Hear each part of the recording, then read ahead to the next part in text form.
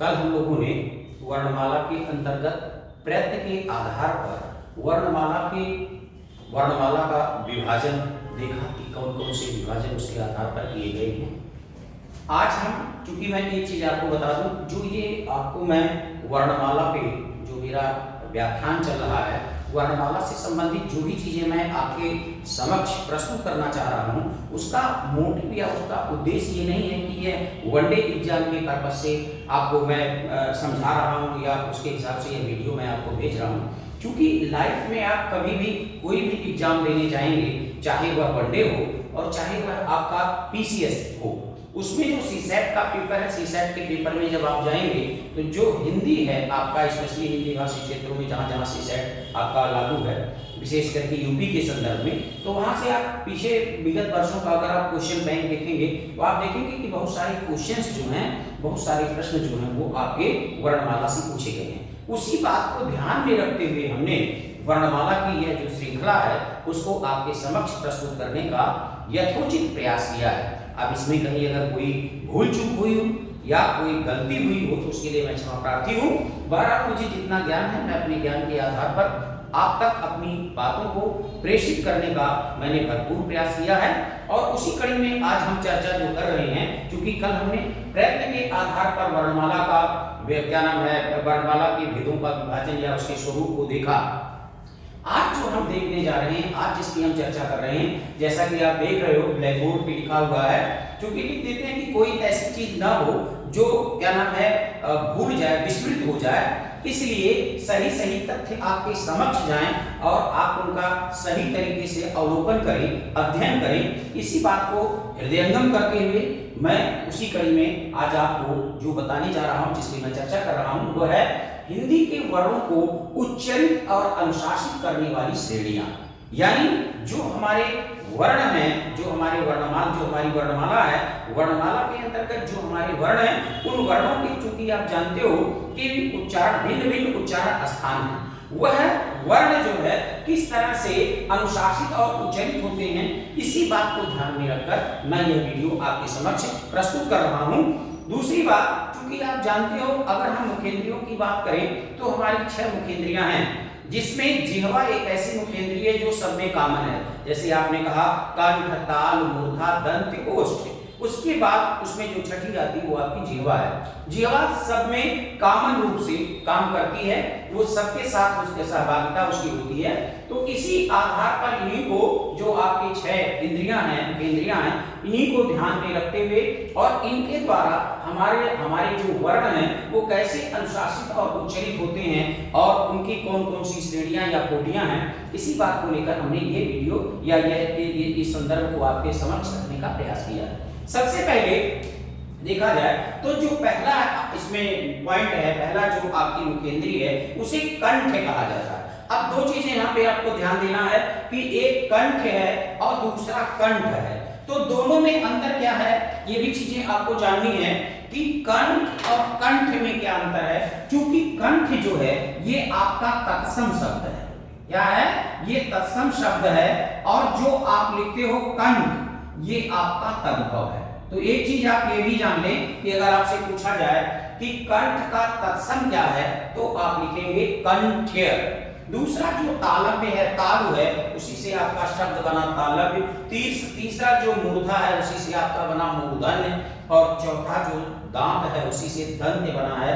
ये ओठ है, ओठ से आपका ओष्ठ बना है। जैसे दो शब्दों का, ओठ के लिए हम दो शब्दों का प्रयोग करते हैं, कहीं हम होठ कहते हैं और कहीं हम ओठ कहते हैं। तो एक चीज आप जान लें कि दोनों में अंतर क्या है। होठ जो है ये आपका उर्दू का शब्द है और ओठ जो है ये आपका हिंदी का शब्द है। इसके अलावा कंठ और ताल के स्पर्श से किन वर्णों का हम उच्चारण करते हैं, किन वर्णों को हम उच्चारित और अनुशासित करते हैं। कंठोष्ठ, अगर हम बात करें कंठोष्ठ और दंत्योष्ठ में, तो एक चीज आपको यहाँ जानना होगा, अगर आपने संधि पढ़ी होगी, आगे हम संधि की चर्चा करेंगे, तो वहां पे देखिए कंठोष्ठ में आपकी दो शब्द इसमें है। एक शब्द आपका कंठ है और दूसरा शब्द जो है वो आपका ओष्ठ है, और दोनों को मिलाकर संधि का नियम है, क्योंकि ये वृद्धि संधि है कि अ प्लस ओ बराबर अ, ये आपका जब नियम लागू होता है तो इसी को हम कहते हैं वृद्धि संधि। क्या कहते हैं? ये आपकी वृद्धि संधि। आगे हम जब संधि की चर्चा करेंगे तो इसकी चर्चा करेंगे। इसी तरह दंत ओष्ठ है, ये भी आपकी वृद्धि संधि के अंतर्गत आता है। दंत प्लस ओष्ठ, आ ओ मिलकर के ओ भी बनते हैं और औ भी बनते हैं। ठीक, तो यहाँ पे कंठ और तालु के माध्यम से किसका हम उच्चारण करते हैं, किन वर्णों को हम उच्चारित और अनुशासित करते हैं। कंठ और ओठ के माध्यम से किन वर्णों को हम अनुशासित और उच्चारित करते हैं। दंत और ओष्ठ के माध्यम से किन वर्णों को हम अनुशासित और उच्चारित करते हैं। यही आपका आज का विषय है और इसी पे चर्चा हो रही है। जैसा कि आप देख रहे हो ब्लैक बोर्ड पे लिखा हुआ है कि कंठ के अंतर्गत क्या आता है। इसका अगर इसकी डिफिनेशन, चूंकि ये क्वेश्चन पूछा गया है कि कंठ और जीभ के निचले भाग के स्पर्श से बोले जाने वाले वर्ण कौन हैं। ये सीसेट पीसीएस यूपी पीसीएस में सीसेट में क्वेश्चन पूछा गया है। आप विगत वर्षों में देखेंगे तो इस तरह का क्वेश्चन पूछा जाएगा, क्योंकि सामान्य आपसे नहीं होगा, थोड़ा सा क्वेश्चन को घुमा दिया जाएगा। ठीक है, तो उसमें ये क्वेश्चन पूछा गया है कि कंठ और जीभ के निचले भाग के स्पर्श से बोले जाने वाले वर्ण कौन हैं। तो जैसा कि आप जानते हो आ, का वर्ग, हा और विसर्ग। बात यहाँ पे ध्यान देने की है दो, कि कंठ और जीभ के साथ क्या है, कंठ और जीभ का निचला भाग। ठीक है, आपका कंठ और जीभ के निचले भाग के स्पर्श से बोले जाने वाले जो वर्ण हैं वो आपके क्या हैं, आ, का वर्ग, हा और विसर्ग। अब हमें इसको देखना है कि क्या इस तरह से उच्चारित हो रहा है यह वर्ण। तो अगर आप देखेंगे तो आप देखेंगे, आप जब उच्चारण करेंगे तो जब आ बोलते हैं तो आपका क्या, कंठ और जीभ भी आपकी देखिए, आप उठाएंगे आ, तो जीभ जो है वो हल्की सी आपकी उठी रहती है, नीचे से हवा निकलती है। आ का वर्ग चूंकि आप जानते हैं कंठ ही आपका चलता, क ख ग, मैंने पिछले वीडियो में बताया था। और हा की बात करें तो हा में भी आपका कंठ हा। ठीक है, आपकी जीवा और कंठ है। और विसर्ग की बात करें, जैसे आप विसर्ग का भी उच्चारण करते हैं यतः, प्रातः, तो उसमें भी आपका ये आपकी मुखेंद्रियां काम करती है। दूसरी बात जो तालव्य की बात है, इसमें क्या कहा गया है, आपको इसको ध्यान में रखना है। वर्ण आपके बाद में आएंगे, जो यह लाइन लिखी हुई है क्वेश्चन यहीं से जनरेट होगा, जो आपको याद नहीं होगा, आपके विस्मरण में होगा। इसलिए मैं आपसे बेटा कहना चाहूंगा कि आप इस लाइन को ध्यान में रखिएगा, कभी आपका क्वेश्चन गलत नहीं होगा। तो यहाँ पे ऐसे ही क्वेश्चन पूछा जाएगा, कैसे कि तालु और जीभ के स्पर्श से बोले जाने वाले वर्ण हैं। अब उसमें आपका वो चूंकि ये भी हैं, इनके अलावा और भी होगी ऑप्शन, उस हिसाब से आपको उसका आंसर देना होगा। तो यहाँ पे आपको ध्यान देना है कि तालु और जीभ के स्पर्श से बोले जाने वाले वर्ण कौन कौन से हैं। ई, च वर्ग, श और य।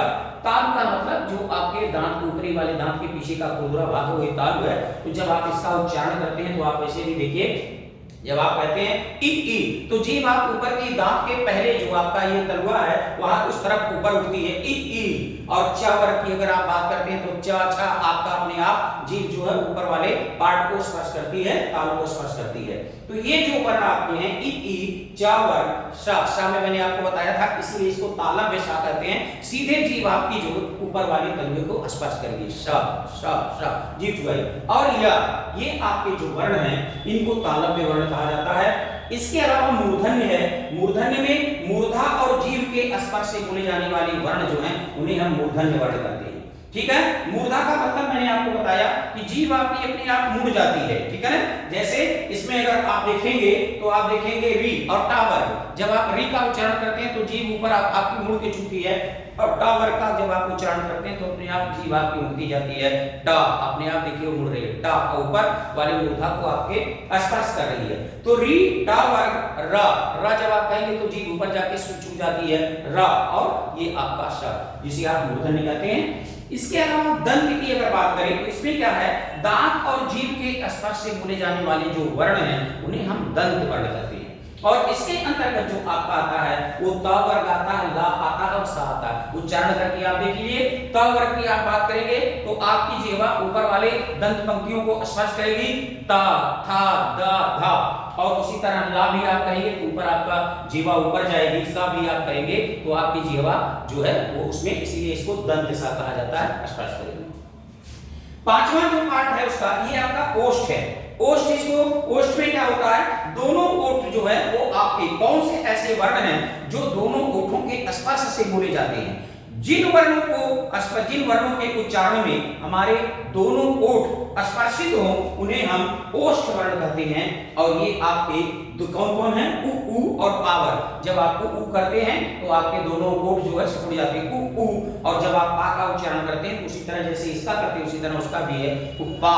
और पा में क्या होता है? इसमें आपके दोनों जो ओठ हैं उ ऊ, मुंह आपका जो है थोड़ा खुला रहता है, लेकिन जब पा का आप पा वर्ग का उच्चारण करते हैं तो दोनों ओठ आपके चिपक जाते हैं, पा फा बा भा। इसीलिए यहाँ पर आजकल एक नया फैशन आ गया है, आपने देखा होगा कि आजकल जो महिलाएं होती हैं वो पहले लोग क्या करते थे अपने क्या नाम है, जब बच्चा पैदा होता था या बच्चों को कहते थे अरे पापा को बुलाओ, पापा को बुलाओ। लेकिन आजकल पापा का जो फैशन है वो खत्म हो गया है। अब वो क्या कहती हैं कि डैडी को बुलाओ, डैडी को बुलाओ। क्योंकि जब आप डैडी कहते हो तो दोनों ओठ आपके चिपकते नहीं हैं। और उससे क्या होता है, चूंकि उनके ओठों में क्या होती है? लिपस्टिक होती है। और इस फंक्शन में गई, और आप जैसा कि जानते हो मित्रों कि महिलाओं की जो सबसे प्रिय चीज है वो कहीं भी जाए तो वो क्या करती हैं कि लिपस्टिक अपने पर्स में रखी रहती, निकाल के मुंह में 4 बार लिपस्टिक लगाती हैं। तो चूंकि 4 बार अगर उन्होंने कहा पापा को बुलाओ, पापा को बुलाओ, तो लिपस्टिक पूरी क्या हो जाएगी? पूरी वो चाट जाती हैं। इसलिए उन्होंने ट्रेंड को चेंज कर दिया। अब पापा के स्थान पे क्या करती है? डैडी। तो डैडी से दोनों लिपस्टिक जो है उनके चिपकते नहीं है और उनकी जो लालिमा है वो की वो लिपस्टिक बरकरार की रहती है। इसके अलावा अगर हम बात करें यहाँ पे कंठ ताल, यानी कंठ और ताल के स्पर्श से कौन वर्ण बोले जाते हैं। लेकिन यहाँ पे एक चीज आपको ध्यान में रखना है, यही बात मैं कह रहा हूं कि ये जो बीच की लाइनें हैं ये आपके लिए महत्वपूर्ण है, ये आपके लिए महत्वपूर्ण नहीं है। आपका क्वेश्चन यहीं से पूछा जाएगा जो बहुत महत्वपूर्ण है, और जो अगर आपको याद नहीं होगा तो क्वेश्चन आपका गलत हो जाएगा। कंठ ताल में वो कह रहा है, नियम कहता है कि कंठ और ताल में जीभ के स्पर्श से बोले जाने वर्ण ए ऐ दोनों जो है ए ऐ आप उच्चारण करके देख लीजिएगा। फिर आपका आता है कंठोष्ठ। कंठ मैंने ऊपर लिखा है, कंठ और ओठ यानी ओष्ठ के दोनों में जब कंठ और ओठ में जीभ को स्पर्शित कराते हैं तो उससे आपका कंठोष्ठ जो है ध्वनियां या इनका उच्चारण होता है। और इसमें जो आपके आते हैं वो ओ और औ आते हैं। इसके अलावा लास्ट जो है वो दंत्योष्ठ है। जैसा कि आप जानते हो दोनों अगर शब्दों को अलग करेंगे तो दंत प्लस ओष्ठ, यानी जब नीचे का ओठ ऊपर की दंत पंक्तियों को छुए, क्या लिखा है आप नियम देखिएगा कि जब नीचे का ओठ ऊपर की दंत पंक्तियों को छुए तो वह दंत्योष्ठ ध्वनि है। जैसे आप कहते हो हुआ हुआ, अब आप देखिए आपका नीचे का ओठ ऊपर की ओर जा रहा हुआ हुआ हुआ, ठीक है, तो ये आपका हो गया दंत्योष्ठ ध्वनि। ठीक है, तो ये आपके लिए जरूरी ये नहीं है, आपके लिए ये उतना जरूरी नहीं है जितना जरूरी विशेष करके पीसीएस वगैरह में सीसेट के पर्पस से जो लोग देख रहे हैं या देखेंगे, या जैसे आगे पीजीटी टीजीटी या अन्य कोई एग्जाम दे रहे हो तो उसमें ये बहुत इंपॉर्टेंट पार्ट है जो इसके बीच में लिखी हुई इसकी डिफिनेशन है, उसको आप बहुत ध्यान से पढ़िएगा। और अगर ये आपका पूरा जितना वर्णमाला मैंने जो भी आपको मेरे वीडियो या मेरे लेक्चर हैं अगर आप पूरा पढ़ लेते हो तो वर्णमाला से रिलेटेड कोई ऐसा पार्ट या कोई ऐसा क्वेश्चन नहीं होगा जिसे आप न कर पाओ। और आप देखेंगे अगर आपने इनको ठीक से पढ़ा होगा और लिखा होगा तो आप क्वेश्चन उठा के सॉल्व करिएगा, आपको मैक्सिमम क्वेश्चन इस क्या नाम है इस वीडियो के द्वारा या मेरे लेक्चर के द्वारा आपको मिल जाएंगे। मेरी कोशिश रहेगी, मेरा प्रयत्न रहेगा, प्रयास रहेगा कि आगे मैं इससे रिलेटेड जो क्वेश्चन हैं उन क्वेश्चन को भी आपको कराऊं और उसमें जो प्रॉब्लम्स हो उनको मैं सॉल्व कराऊं। इसी के साथ मैं अपनी वाणी को विराम देता हूं और यहीं पर मैं अपनी वीडियो समाप्त करता हूं और इस शुभकामना के साथ कि आपका जो भी आने वाला भावी एग्जाम हो, आगामी एग्जाम हो, उसमें मेरी मां शारदे से प्रार्थना होगी कि वह 100% आपको सफल करें और आप अपने गंतव्य या लक्ष्य को प्राप्त करें। इन्हीं शब्दों के साथ वाणी को विराम देते हुए शुभ संध्या।